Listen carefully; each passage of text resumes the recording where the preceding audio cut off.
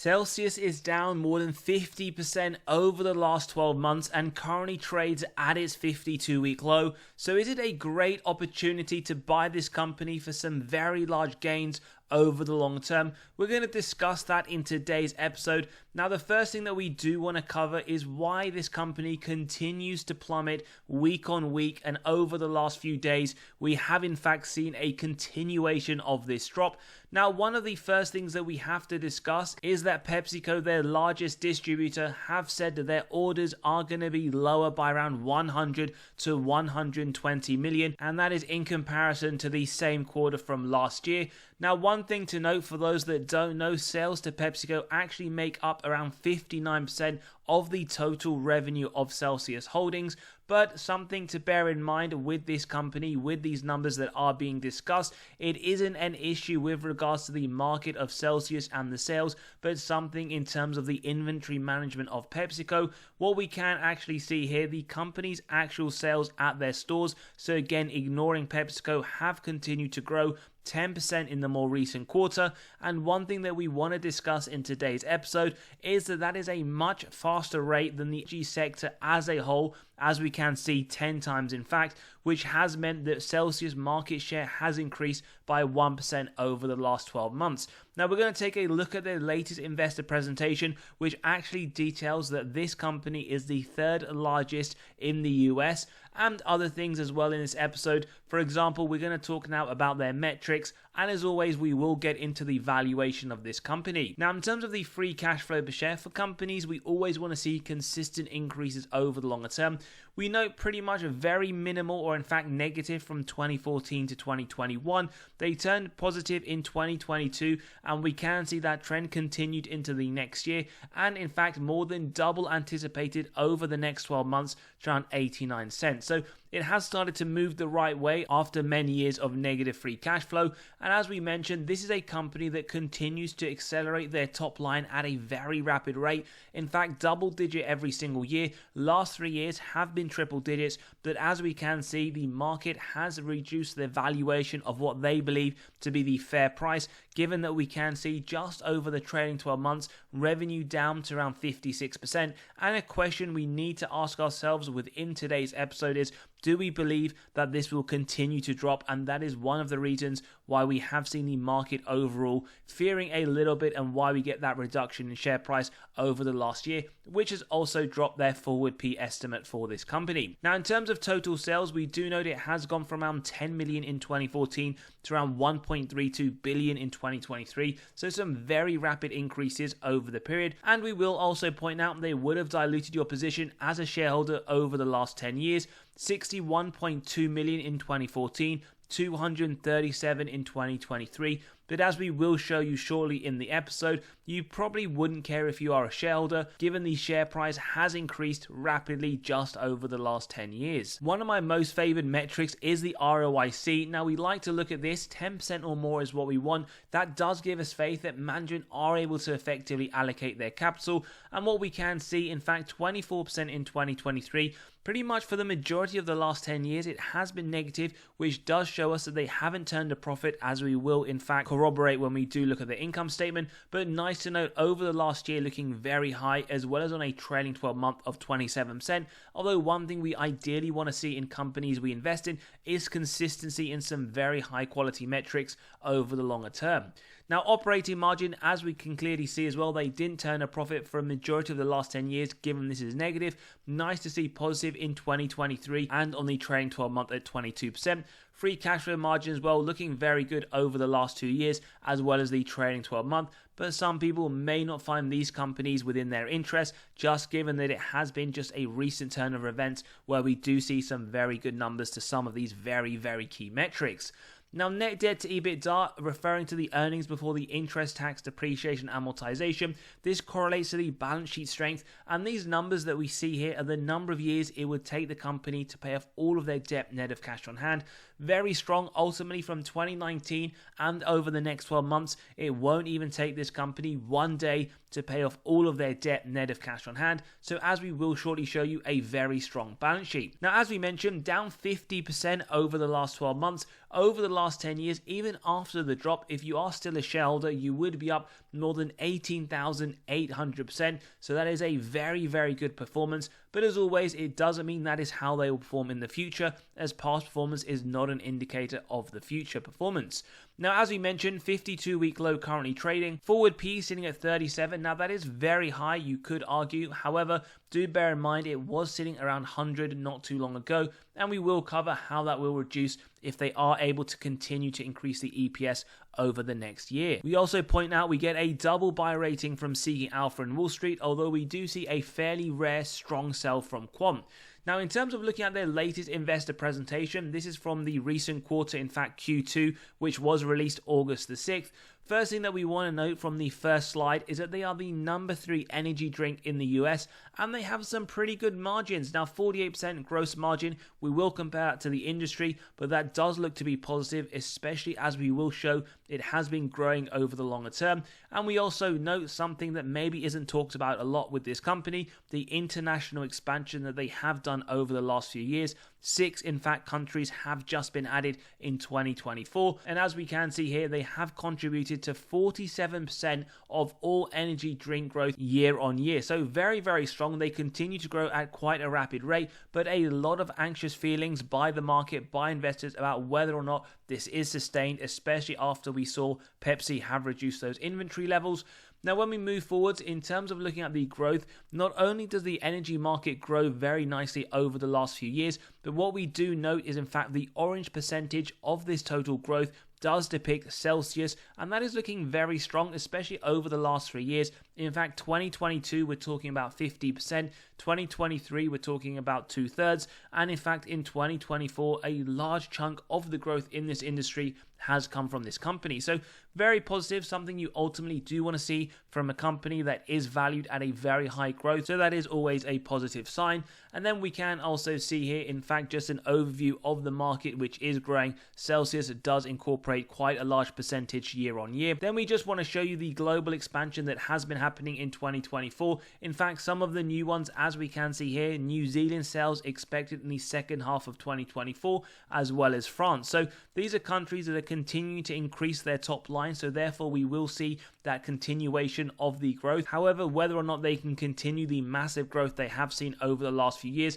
that is the question you do need to consider, and something maybe to factor in when we do look at the margin of safety. So in terms of looking at their performance, well, Q2 2024, 402 million versus the 326 million from the same quarter last year. So we see 23% growth. However, for those that want to see the first half of 2024, 758 million versus the 586 from the first half of 2023. Again, nice double-digit growth.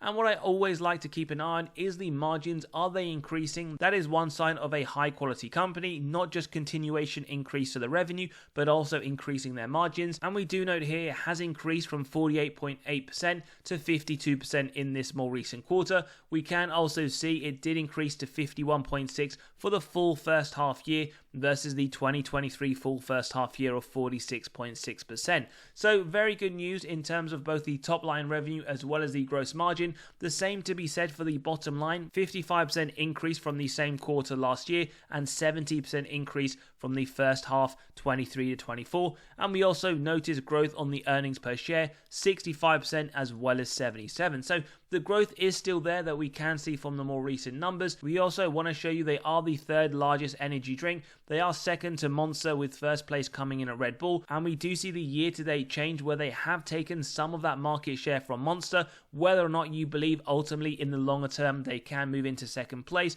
we do know they hold around 28.1%, where Celsius currently sitting at 11.4%.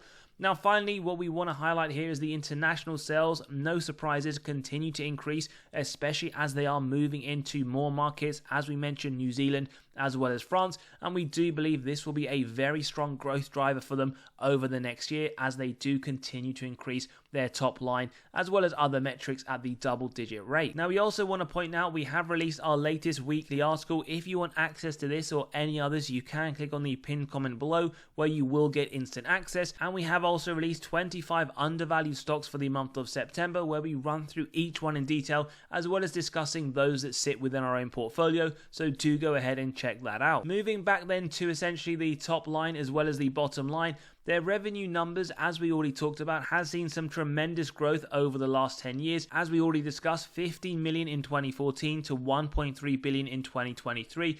But what we want to highlight through this part of the analysis is the bottom line, as we mentioned and probably clearly shown when we do look at it from a graphical perspective, that they have only recently turned a profit, or in fact a large profit.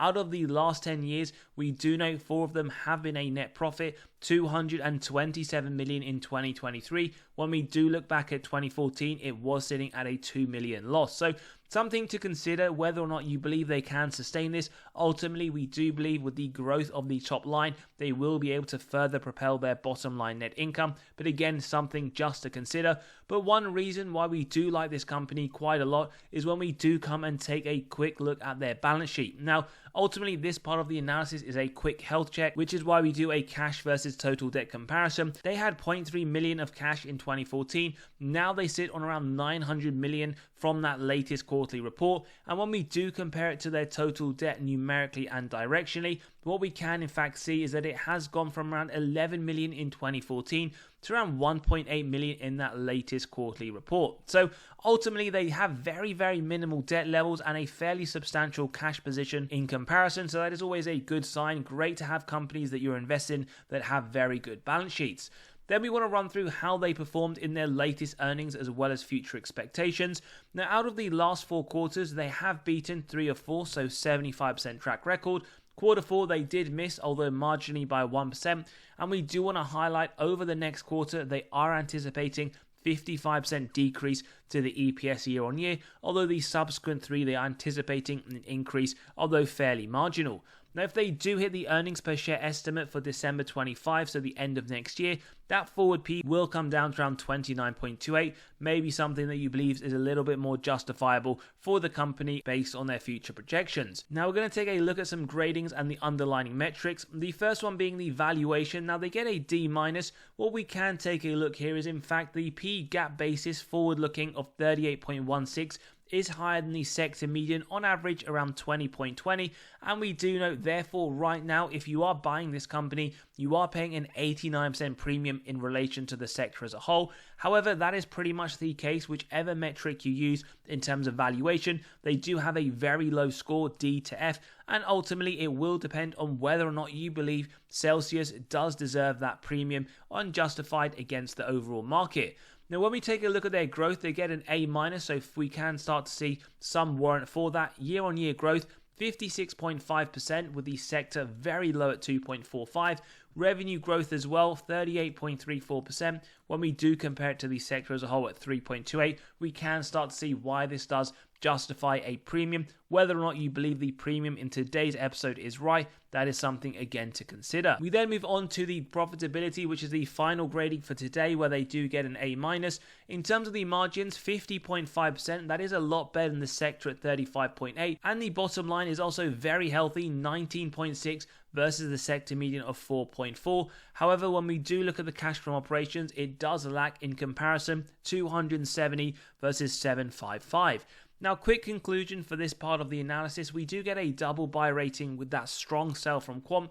We also get a D- on valuation, A- on growth, and an A- on profitability. Now, how do they compare against others in the sector? We have National Beverage Corp as well as others in the soft drinks and non-alcoholic beverage sector. Now, total return over the last year, as we mentioned, Celsius is down 51%. And what we can see from this trend is, in fact, the majority of the competitors that we do see today, they have had a positive return. Therefore, this is something that we would say is isolated to this company as opposed to the actual sector as a whole. Now you could argue this price did go up very rapidly, hence why we are seeing the pullback, but again, just something to consider. However, when we do look at it over the last 5 years as well as the last 10 years, Celsius has significantly outperformed with a very high return. Remember what we said earlier though, that the past performance is not an indicator of future performance. Now we're going to jump into the valuation model, and as always, if you do enjoy the content, value is being provided, smash that like button, hit that subscribe and bell button so you are continually notified of these videos as they drop. So our intrinsic value in today's episode comes to just over $52. Now we do know Wall Street sits around 55 where they see 68% upside, and we essentially got this value through the DCF model. Now we have the free cash flow year on year, and we do in fact have 3 different growth rates. We have a low, medium and high, 20, 25 and 30. Now we've gone for 25% today, and we can see based on the discount rate, we have the present value of future free cash flows and terminal value, add together with the cash, subtract total debt, get to the equity value, divide by the shares outstanding, and we can see that value today, ultimately meaning around 61% upside. Now this has been a very fast growing company. Whether or not you believe they will be able to maintain this over the longer term, that is a question you need to ask. Now for those that believe that is way too high, well at 20% we can see the intrinsic value is around $38, ultimately signaling around 18% upside. For those that believe both 20 and 25 is too conservative, at 30% we can clearly see intrinsic value of $71, meaning more than double the current value. Now for those that are interested, you can grab a copy of this model by clicking on the pinned comment below to run your own numbers through, whether that's for Celsius or any other company that you desire. Now we're going to take the medium rate to the next slide at the 25%, and what this ultimately means, given our intrinsic value isn't too dissimilar from Wall Street, they also see this growing around 25% over the long term. Now what we always like to do is a margin of safety, and at 10% that is what we use if we believe a company has 3 golden criterias. That is a wide moat, strong financial metrics and good forward looking data. If you believe that about Celsius, we'll buy up to around $47, then we keep going till it's near the current trading price, and what we can ultimately see in today's episode that there is a large MOS level. In fact, there isn't quite a 40% level just yet, sitting somewhere between 35 to 40%. Remember, that is based on the estimates and judgments we just ran through on the DCF. As always though, do give us your thoughts in the comments below. Do you believe that this type of margin of safety is warranted for a company that does have a fairly high forward PE, or maybe this is one that you have got on your hold list waiting for a lower price or waiting to see how it develops over the next few quarters? As always, do give us your thoughts in the comments below. Don't forget to sign up to the free weekly newsletter, as well as joining us in the Patreon where we do discuss our weekly buys and sells. As always, have a great day, and we'll see you all on the next one.